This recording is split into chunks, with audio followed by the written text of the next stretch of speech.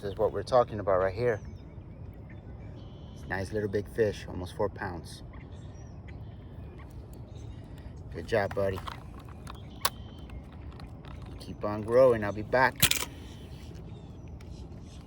Hello there and welcome to the channel. This is going to be a pretty brief video. I hope that is entertaining and educational for anybody who is looking to get started into bass fishing. So I am in Florida, so weather and temperature of the water is different than in northern states. So the lures may be different, but I think that everybody could take something from this. So here we go. So I am not a professional, so my advice is just from a guy who likes to pond fish as part of his exercise.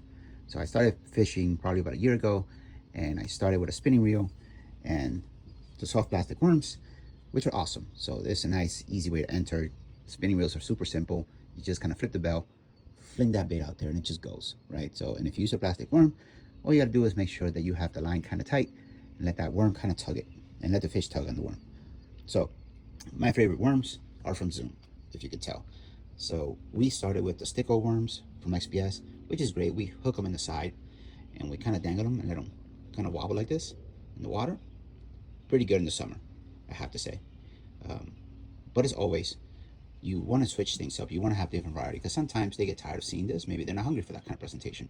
So these two worms right here, this red bug and this watermelon red from Zoom, are really good, at least in Florida.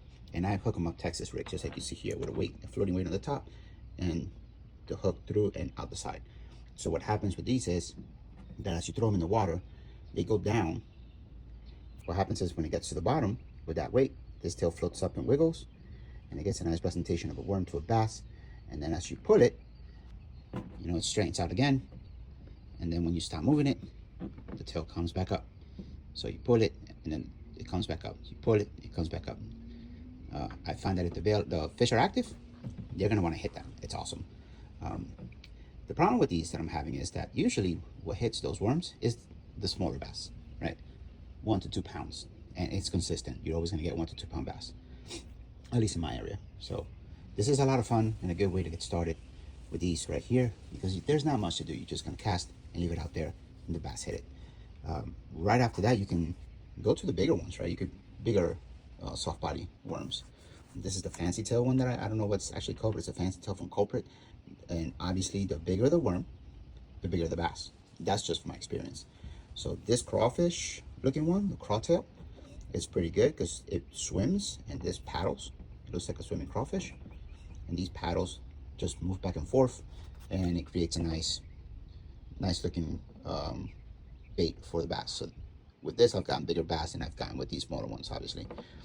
This is recent, the Culprit with a fancy tail again.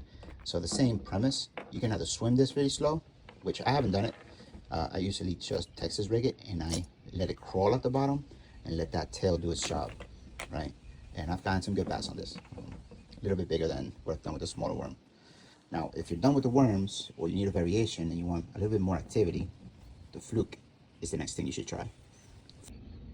And this is great because once it lands in the water, it starts to slowly dive, right? And the fish are usually gonna hit it as soon as it starts diving. That's my experience. But once it hits a depth that you want it to go, you can let it hit the bottom, then you pull it, and it's just gonna quickly jet up and then dive again. Or jet to the side and dive again, and jet, and jet, and jet, and jet, and jet. And it looks like it's a fish that is trying to evade a larger fish, or that is struggling and it's dying, so it's easy prey. You get a lot of nice strikes on this. So the difference between the strikes between the flukes and the worms is the worms, you feel a tug, because the bass just kind of suck it up and then just run with it, while the fluke, they hit it, so you feel a thump. So this is a lot of fun to try. But now, if you really want some fun and you want to be active, these are less active, try these square bills. The square bill crankbaits are my new go-to. This one from Strike King, I've used for 3 days. The only problem that I have with it is that I don't know if you can capture it here. The paint is already kind of going away after 3 days of use. It has caught about 15 fish though in 3 days. So I get it. It's putting a lot of work, but the durability on it is suspect. Great at catching fish. The durability, not so much. I got this at Walmart for like $6 or something. My next one that I went right after this is this from SBS. This brand right here, XPS.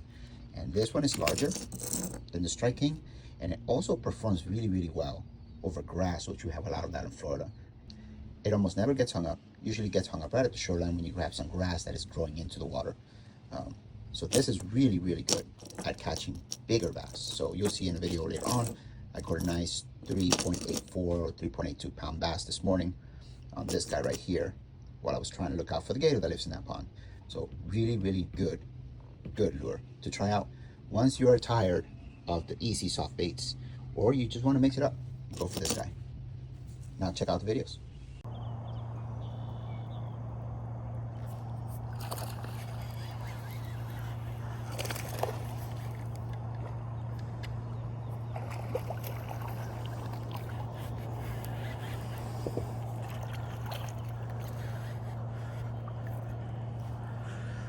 Here's my first fish of the day.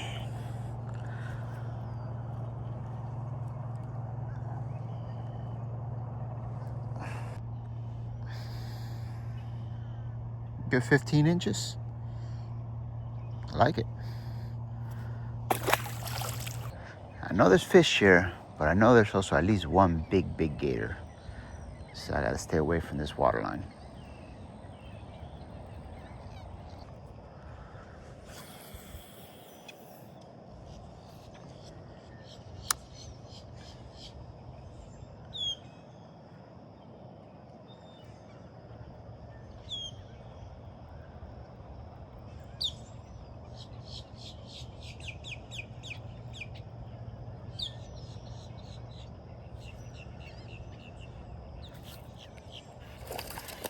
There we go. That's a good one.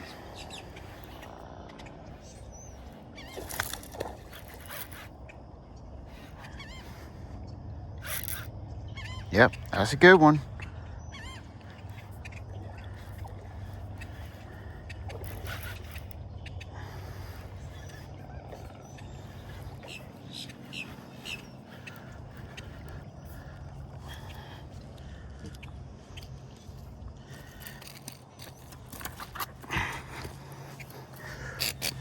Yeah, buddy.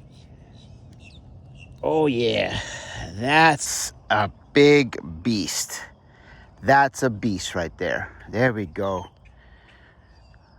That's what I'm talking about. Where's she at? 3, almost 4 pounds. There we go. That's a nice one. This is what we're talking about right here. Nice little big fish, almost 4 pounds. Good job, buddy. Keep on growing. I'll be back.